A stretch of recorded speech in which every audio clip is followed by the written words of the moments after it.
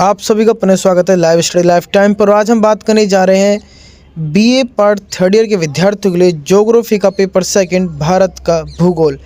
जैसे कि आप सभी को पता है, मैंने यूट्यूब पर कम्युनिटी पोस्ट में डाला था कि जिस भी विद्यार्थी को जिस भी सेमेस्टर या फिर जिस भी ईयर का मॉडल पेपर चाहिए, जिस भी किसी भी सब्जेक्ट का, तो वो मुझे कमेंट कर दीजिएगा, आपको उसका मॉडल पेपर मिल जाएगा। तो उन्हीं में से किसी एक विद्यार्थी ने कमेंट किया था कि सर मुझे बीए पार्ट थर्ड ईयर के ज्योग्राफी का पेपर चाहिए।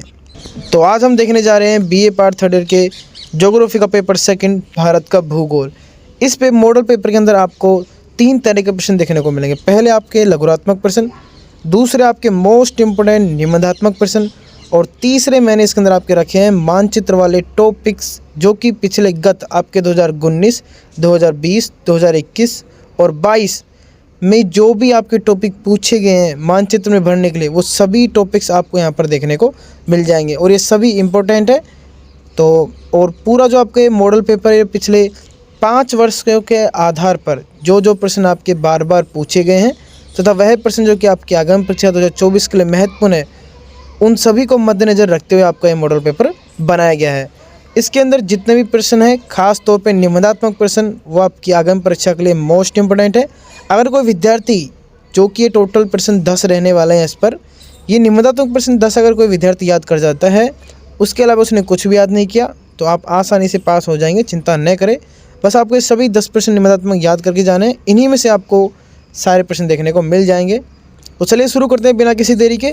शुरू करने से पहले अगर आप हमारे चैनल पर नए हैं तो चैनल को सब्सक्राइब कर लें बीए की इसी तरह की और वीडियोज़ के लिए। प्ले लिस्ट में जाकर आपको और भी सब्जेक्ट के मॉडल पेपर देखने को मिल जाएंगे 2023 के और 24 के।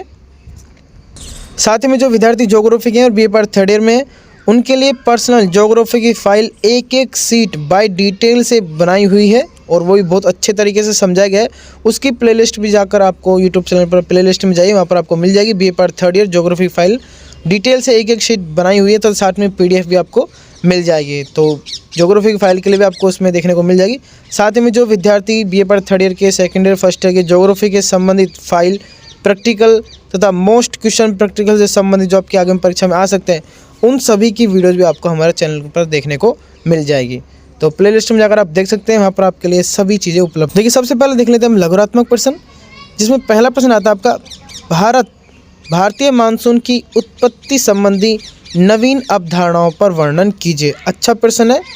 मैं आपको पुनः बता दूं, ये सभी प्रश्न मोस्ट इंपोर्टेंट है। आपकी गत वर्षों में जो प्रश्न बार बार पूछे गए हैं, उनको मद्देनज़र रखते हुए आपको ये मॉडल पेपर बनाया गया है। ठीक है, अगला प्रश्न आता है हमारा, गेहूं की खेती के लिए आवश्यक भौगोलिक दशाओं का वर्णन करते हुए भारत में गेहूं उत्पत्ति या फिर उत्पादन क्षेत्र बताएं। अच्छा प्रश्न है। थर्ड प्रश्न आता है आपका, भारत में खनिज तेल के वितरण, उत्पादन एवं सुरक्षित भंडार पर एक भौगोलिक लेख लिखिए।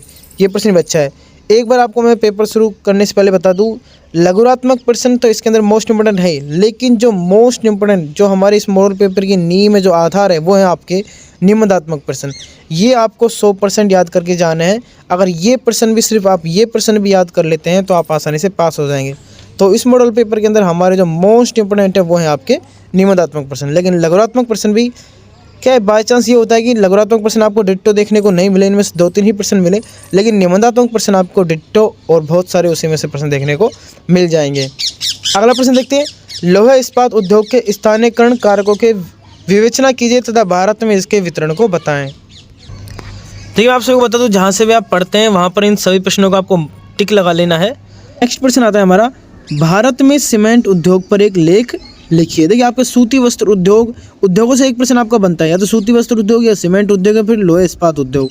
तो इस बार मैंने इसमें लोहे इस्पात और सीमेंट उद्योग लिया है, इनमें से आपको एक क्वेश्चन अवश्य देखने को मिल जाएगा। अगला प्रश्न देखिए, भारत में बहुस्तरीय योजना क्या है? भारत के ग्रामीण क्षेत्र के विकास में यह योजना कहाँ तक उपयोगी हुई है? अच्छा प्रश्न है ये। अगला प्रश्न देखिए, नियोजन प्रदेश किसे कहते हैं? सिंपल सा पूछ लेगा कि नियोजन प्रदेश क्या है, इसकी एक छोटी सी परिभाषा भी पूछ सकता है। अब आ जाते हैं हमारे सबसे मोस्ट इम्पोर्टेंट प्रश्न, निबंधात्मक प्रश्न। ये कैसे प्रश्न है? Most important, very most important प्रश्न है। ठीक है, परीक्षा में जाने से पहले आपको ये प्रश्न तो अवश्य पढ़कर जाना है। आप कुछ नहीं पढ़ेंगे, सिर्फ इन प्रश्नों को पढ़ जाएंगे तो भी आप पास हो जाएंगे। आसानी से पास होने की चिंता न कीजिए। पास होने की तो फुल गारंटी है अगर आप इन प्रश्नों को पढ़ जाते हैं तो। इन प्रश्नों को पढ़ने के बाद में आपको इतनी नॉलेज हो जाएगी कि आपके सामने पेपर कैसा भी आए आप आसानी से पास हो जाएंगे, ठीक है। इसका तो मैं दावा कर सकता हूँ। पर ये सभी प्रश्न बता दो निबंधात्मक है और सभी आपको याद करके जाना है परीक्षा में जाने से पहले। निबंधात्मक प्रश्न कैसे याद होंगे सर इतने बड़े बड़े, उसके लिए भी मैंने डिटेल से वीडियो बनाई हुई है, और कैसे कैसे आप निबंधात्मक प्रश्नों को टॉपिक वाइज याद कर सकते हैं। और सिंपल सी बात है, आपको टॉपिक याद करके जाना है इन सभी के, तो आप आसानी से लिख पाएंगे। देखिए पहला प्रश्न आता है हमारा, भारत को प्रमुख भौतिक विभागों में विभाजित करें और हिमालय पर्वत का भौगोलिक विवरण दीजिए। सबसे मोस्ट इम्पोर्टेंट प्रश्न है, पहला ही प्रश्न आपको परीक्षा में यही देखने को मिल सकता है, 99% चांस है। अगला प्रश्न देखिए, भारत में पाई जाने वाली मृदाओं को वर्गीकृत करते हुए उनके वितरण एवं विशेषताओं की विवेचना कीजिए। अच्छा प्रश्न है, ये 10 प्रश्न आपको अवश्य पढ़ के जाना है परीक्षा में जाने से पहले। कुछ पढ़ के जाइए या फिर नहीं जाइएगा, पर ये जो 10 निबंधात्मक प्रश्न है इनको तो आपको अवश्य पढ़कर जाना है। बस ये पढ़ जाइए, आसानी से पास हो जाएंगे। अगला प्रश्न आता है हमारा, प्रायद्वीपीय भारत के अफवाह तंत्र की व्याख्या कीजिए। यानी सिंपल सी बात है, अफवाह तंत्र से आपका 1% बनेगा, 100 पर में से 200% बनेगा, ठीक है। बेफिक्र होकर पढ़ के जाना है आपको ये प्रश्न। अगला प्रश्न आता है हमारा, बहुउद्देशीय परियोजनाओं से आपका क्या आशय है, किसी एक परियोजना का विस्तार से वर्णन कीजिए। देखिए ये प्रश्न आपका छपेगा, पहली लाइन आपको डिट्टो यही देखने को मिलेगी कि बहुउद्देशीय परियोजनाओं पर से आप क्या समझते हैं या फिर इसका क्या आशय है। या तो ये दे देगा किसी एक परियोजना पर विस्तार पूर्वक व्याख्या कीजिए, या फिर आपको किसी एक परियोजना के बारे में वो डिटेल्स यानी टॉपिक से दे देगा और फिर उस पर वो पूछ सकता है। तो ये प्रश्न भी आपका 100 में से 200% छपेगा। अगला प्रश्न देखिए, भारतीय कृषि पर हरित क्रांति के प्रभाव का परीक्षण कीजिए या फिर इसकी व्याख्या कीजिए। प्रश्न सारे ही मोस्ट इम्पोर्टेंट है। पुनः बता दूं, आपके गत 5 वर्षों के आधार पर जो प्रश्न बार बार पूछे गए हैं, मैंने यहाँ पर इनका डाटा इंक्लूड नहीं किया है ये प्रश्न कितनी बार पूछे गए, जबकि मैंने और जो आप मॉडल पेपर देखेंगे हमारे BA 3rd ईयर के, 2nd ईयर के, 1st ईयर के, उनमें मैं डाटा इंक्लूड करता हूँ कि किस किस यूनिवर्सिटी में कौन कौन से ईयर ये प्रश्न पूछे जा चुके हैं। इसमें नहीं कर पाया, मैं ध्यान नहीं रही, लेकिन आप चिंता नहीं करें, आप ये प्रश्न को पढ़ के जाइए, बहुत बार ये प्रश्न पूछे जा चुके हैं। अगला प्रश्न आता हमारा, भारत में जनसंख्या विस्फोट पर टिप्पणी कीजिए एवं इनके परिणाम स्वरूप उत्पन्न समस्याओं के निवारण के उपाय समझाएं। देखिए ये प्रश्न बहुत बार पूछा गया, अगर मैं आपको बताना चाहूँ, वैसे मैं यहाँ पर इंक्लूड नहीं किया।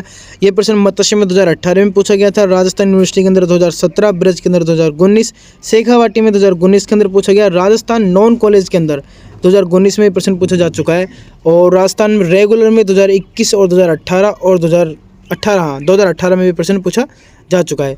तो इतने बारे प्रश्न पूछा जा चुका है अलग अलग यूनिवर्सिटी के अंदर। प्रश्न हमारे यहाँ पर, भारत में जनसंख्या प्रारूप पर भौगोलिक पर्यावरण के प्रभाव की विवेचना कीजिए। देखिए यहाँ पर आपके जनसंख्या में से एक प्रश्न बनेगा, इनमें से या तो आपको ये देखने को मिलेगा या फिर ये देखने को मिलेगा, ठीक है। और दोनों ही प्रश्न महत्वपूर्ण हैं।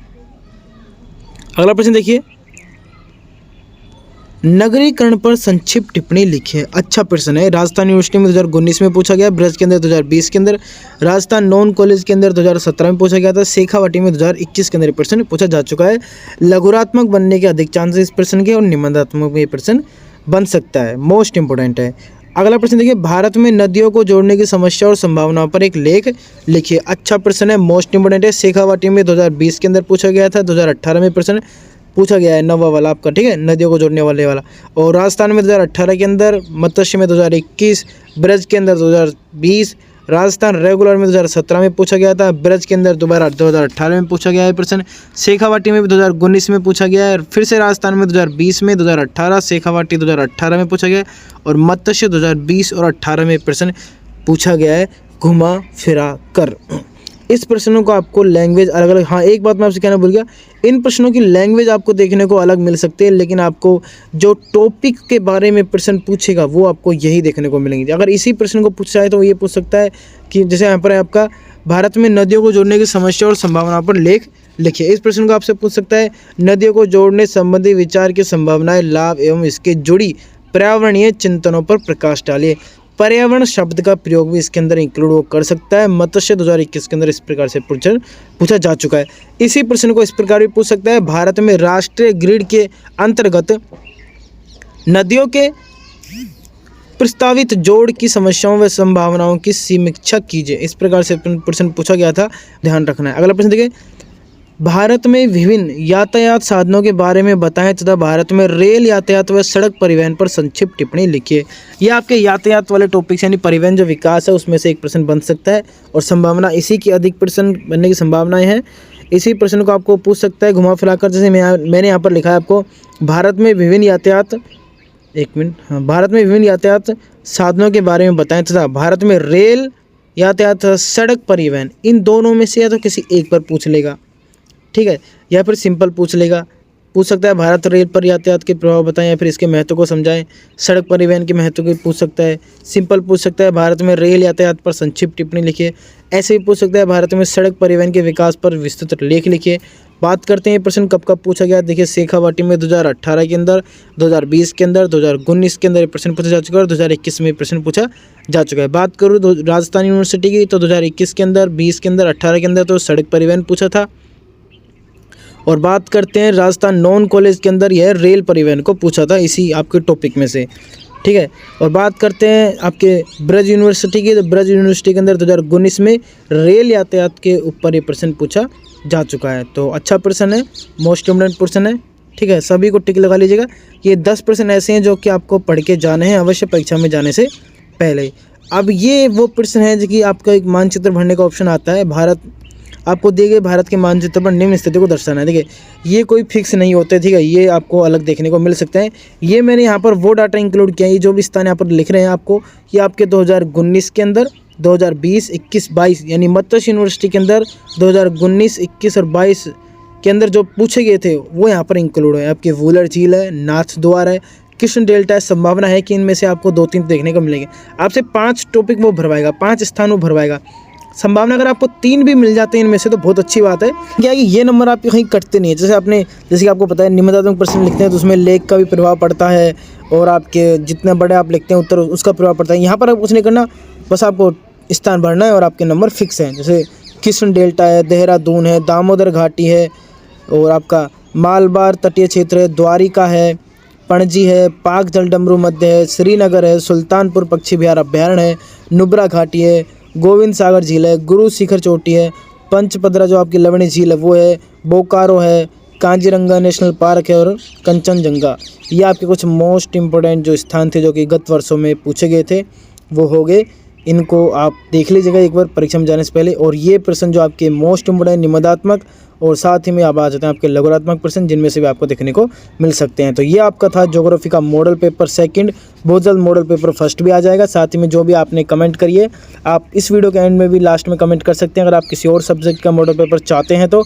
और साथ ही में अपनी यूनिवर्सिटी का नाम भी लिख दीजिएगा कि हाँ सर मैं इस यूनिवर्सिटी से हूँ और मुझे इस सब्जेक्ट का मॉडल पेपर चाहिए। साथ में अगर आप बीए पार्ट थर्ड ईयर के विद्यार्थी हैं, ज्योग्राफी की फाइल बनाना चाहते हैं तो उसकी प्ले लिस्ट में जाकर आप देख सकते हैं। नीचे लिंक मैं डिस्क्रिप्शन में दे दूंगा, वहाँ से भी आपको सभी वीडियो के लिंक मिल जाएंगे। साथ ही में जो आपके छोटे बड़े भाई बहन जो फर्स्ट ईयर में वो बहुत सारी गलतियाँ कर देते हैं, ओएमआर शीट भरते टाइम कुछ विद्यार्थी थर्ड ईयर के भी कर देते हैं। छोटी छोटी गलतियाँ जो कि अब बन चुकी हैं नहीं, उनका भी आपको खासतौर पर ध्यान रखना है। उसका लिंक मैं डिस्क्रिप्शन में दे दूँगा, वहाँ से आप देख सकते हैं। साथ ही बात करो इसकी PDF की, तो PDF आपको हमारे टेलीग्राम चैनल पर मिल जाएगी। टेलीग्राम चैनल का लिंक मैं डिस्क्रिप्शन में दे दूँगा।